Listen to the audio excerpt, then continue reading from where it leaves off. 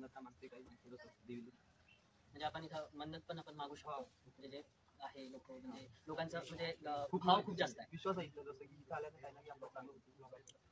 आणि काही नदीबद्दल तुम्हाला काही ज्या नद्या आहे इथं त्रिवेणी संगम असं मी ऐकलेलं आहे, त्रिवेणी संगम आहे, त्याच्याबद्दल काही माहिती? त्रिवेणी संगम म्हणजे ती विश्वगंगा नदी आहे, आपला कमला नदी आहे, तारापूर आणि सरस्वती नदी आहे. ही सरस्वती नदी आता ते गीत बांधल्यामुळे जास्त पाण्यामुळे नदी दिसत नाही, ते इथून पुढं पाणी म्हणजे नदी होती, अजूनच उगम होते इथं उगम आहे, म्हणजे सरस्वती नदीचा म्हणजे आपण पुऱ्या महाराष्ट्रामध्ये दुसऱ्या तिसऱ्या नंबरवर आहे. आणि नद्याचा संगम बोलतो. इथं मी असं ऐकलं की छत्रपती शिवाजी महाराज सुद्धा येऊन गेलेले आहे. तो मी ऐकलाय तसं. तसं तर इथे भुयारी मार्ग बी मी ऐकलाय की आता तर म्हातारी माणसं सांगता मार्गी इथं भुयारी मार्ग होता, तिथून बकरा सोडला होता. अच्छा, बकरीची काय ती कहाणी ते? इथं बकरा सोडला होता, जेव्हा बकरा सोडला तर एक बकरी वडनेला निघाली महादेवाच्या मंदिरावर.